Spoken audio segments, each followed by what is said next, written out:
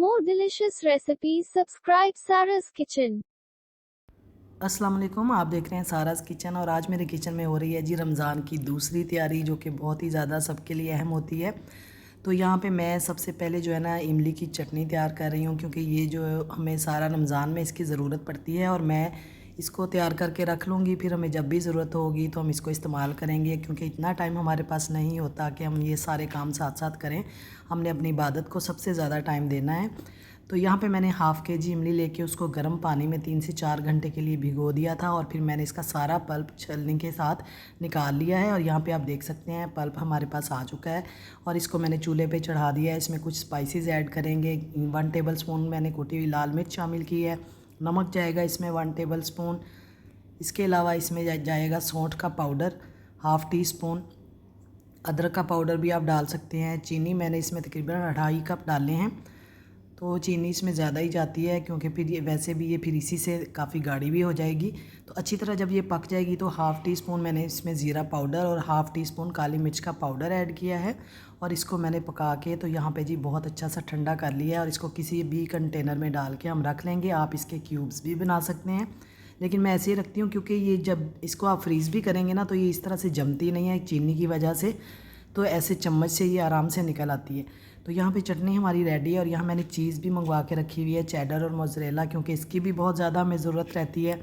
तो इसको मैं क्रश करके तो इसके भी इसी तरह से पैकेट बना के तो रख लूँगी, और ये फिर सारा रमज़ान हमारे काम आएगी। और चटनी जो कि हमारी सबसे अहम चीज़ होती है, इसके बगैर तो गुजारा ही नहीं है। तो इसके लिए मैंने धनिया, पुदीना और हरी मिर्चें ली हैं।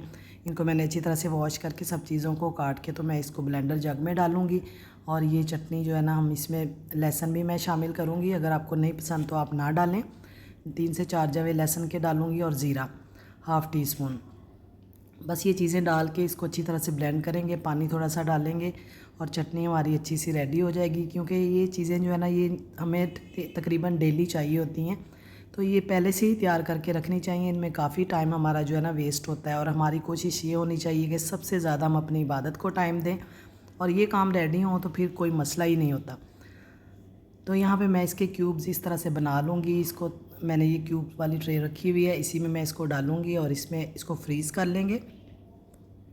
तो इसको भी फिर किसी आप या तो कंटेनर में डाल के रख लें, या किसी भी ज़िप-लॉक बैग में डाल के भी रख सकते हैं।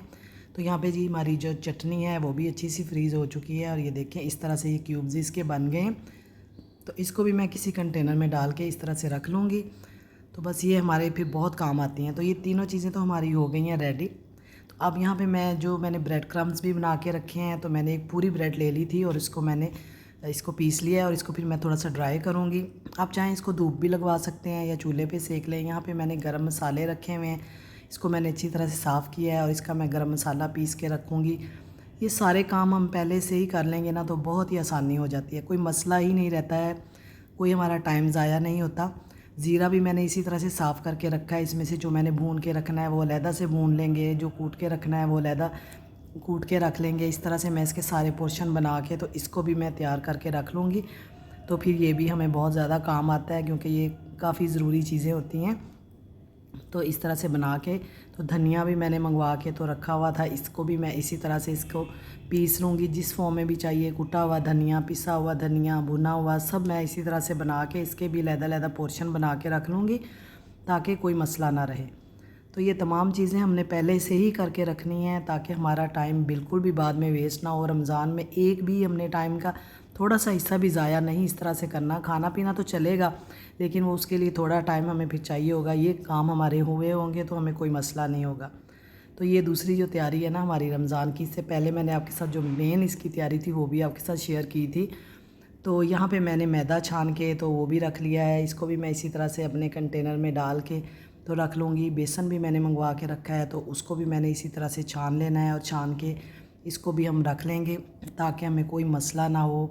बस चीज़ को उठाएं और फ़ौरन इसको यूज़ करने, तो बहुत ही टाइम जो है ना हमारा कम जो इसमें वेस्ट होगा।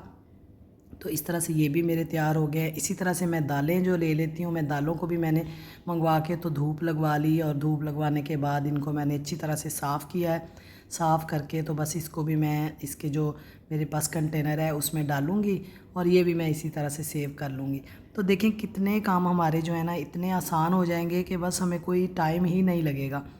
तो बस हमारी इबादत को सबसे ज़्यादा टाइम मिलना चाहिए, वही हमने कोशिश करनी है कि कोई भी हमारा थोड़ा बहुत टाइम भी ज़ाया ना हो।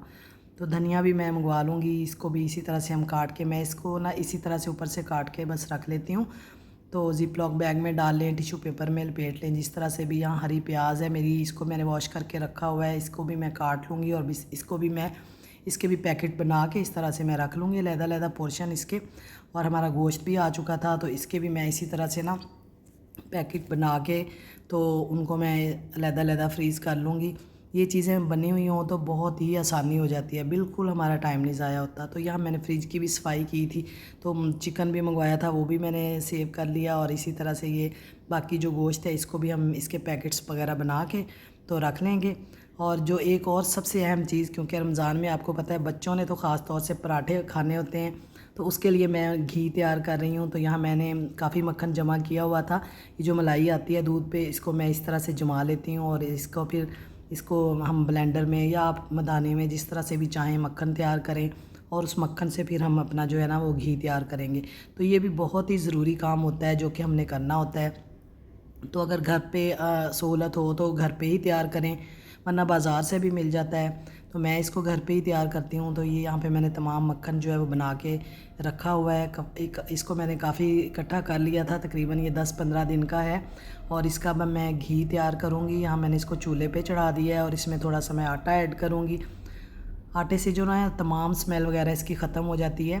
तो 2 चम्मच मैंने आटे के डाले हैं और ये इसको हम अच्छी तरह से पका लेंगे। और ये देखिए जी, घी हमारा जो है ना माशाल्लाह घर का साफ़ सुथरा घी बन के तैयार है। और ये बहुत ही ज़्यादा इसकी भी ज़रूरत होती है रमज़ान में। बच्चों को सालन में भी डाल के दिया करें, छोटे बच्चे जो रोज़ा रखते हैं ना उनको देसी घी का पराठा बना के दें, सालन में भी डाल दें, तो बच्चे को रोज़े फ़ील नहीं होते हैं फिर। तो इस तरह से ये जी हमारा घी भी तकरीबन माशाल्लाह तैयार हो गया है। तो इसको भी छान के तो मैं इसको भी तैयार करके रख लूँगी। तो तकरीबन हमारी तमाम तैयारी जो है ना माशाल्लाह वो हो चुकी है। और जो कोई भी फिर हमें मसला नहीं रहेगा। छोटे छोटे सारे काम मैंने कर लिए हैं, चीनी वगैरह भी पीस के मैं रख रही हूँ ताकि कोई मसला ना हो।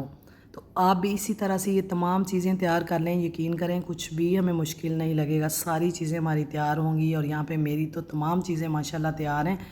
और बस अब जो है ना हम रोज़े रखेंगे, कोई टाइम ज़ाया नहीं करेंगे। तो ये थी मेरी एक छोटी सी वीडियो। अगर आपको अच्छी लगे तो इसको ज़्यादा से ज़्यादा शेयर करें, लाइक करें और मेरे चैनल को ज़्यादा से ज़्यादा सब्सक्राइब करें।